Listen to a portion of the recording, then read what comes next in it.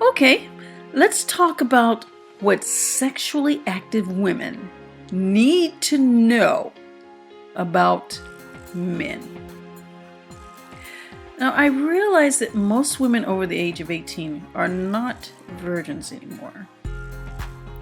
Now, my virginity lasted well past the age of 21 because I was taught about sex as a child. When I was a teenager, I studied lots of books and was able to ask a lot of very explicit questions with my mentors, like, what's a good size for a man? I was shown different objects around the house. Is this okay? If you see something like this, run. So I was very well educated about sex. Before you have relations with any man, he has to be tested. And I mean really tested. Absolutely make no exceptions to this rule. Don't just let him go to the doctor alone and come back to say, the doctor says I'm fine, I'm okay. Go with him. Take him to the doctor. You can even be in the room with him. See the test results.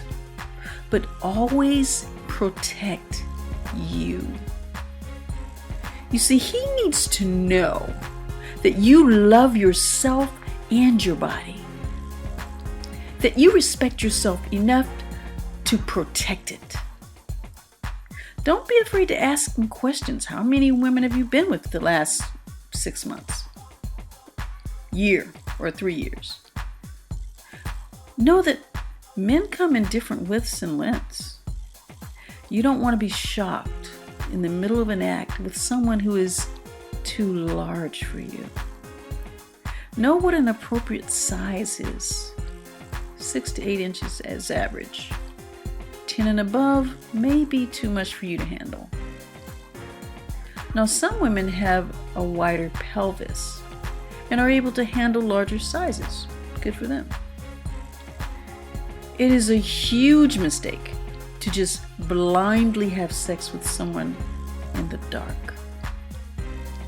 Not knowing what his private part looks like can set you up for an unpleasant experience or even danger.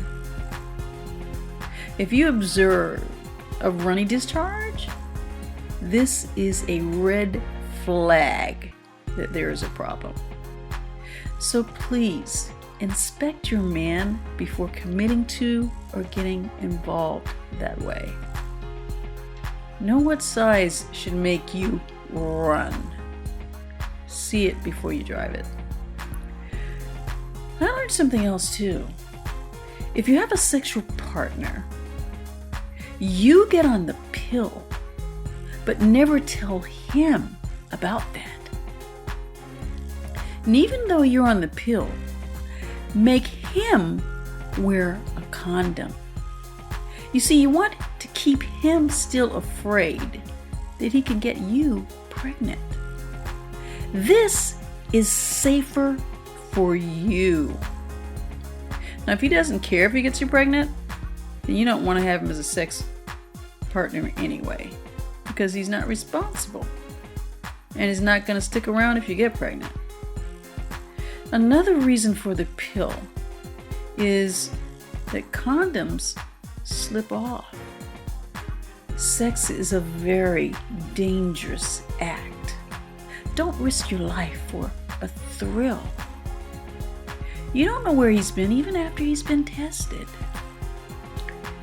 It's more than just about getting you pregnant. It's about protecting your body against STDs, AIDS. Sex should never be an accident for you.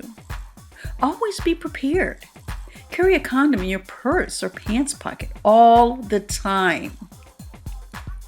I never understood why people say, I accidentally got pregnant. You know, if a man is inside you, it's a possibility. How is it an accident? That's just not being careful. This applies to married women too.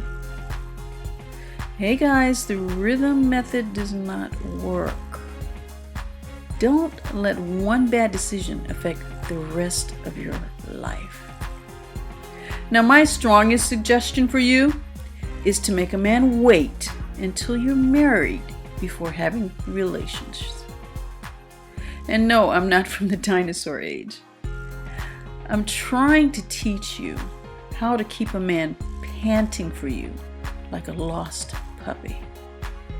If you do this, it will drive him wild for life, as long as you maintain that same level of intensity. However, I do realize that 99% of you are not going to do that. If you're not going to wait, this is where the rubber meets the road.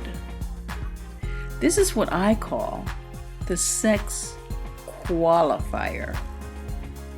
Your partner needs to have mad skills in the bedroom.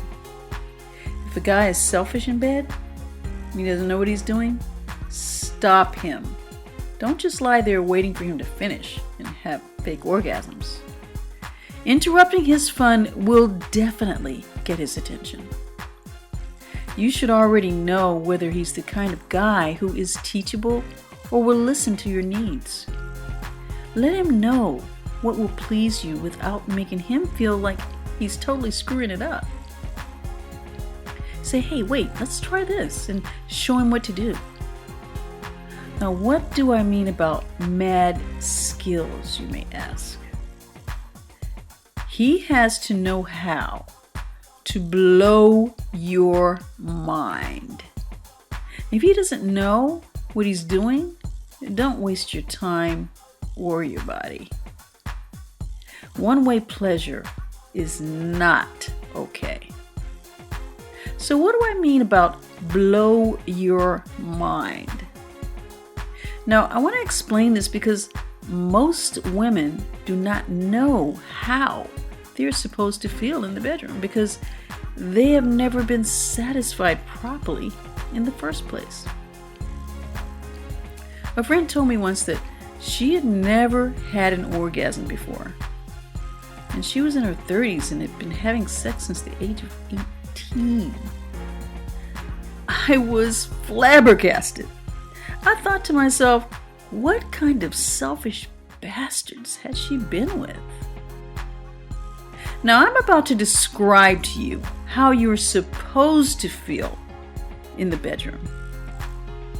Now, the average sexual experience with a man is about 3 to 7 minutes. That is unacceptable. No woman should have to put up with that.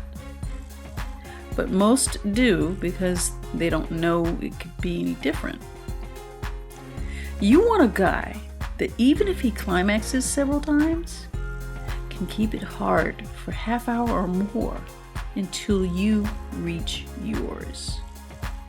And if his equipment is not doing the job, then he needs to know alternative ways of pleasing you. I'll just let you read between the lines of what that means. Most women do not have climaxes from male penetration. And that's all I'm going to say about that. Whatever method he uses, one or the other better make you scream to the top of your lungs. If you're not screaming, you're not feeling.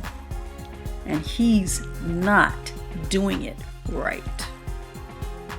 Did you know that you're supposed to be pounding the bed with your fists, your nails digging into his skin, crying, laughing uncontrollably with multiple orgasms that won't stop for hours at a time? If you have not had that, what I have just described, you have been cheated. That's what all sexually active women need to know about men.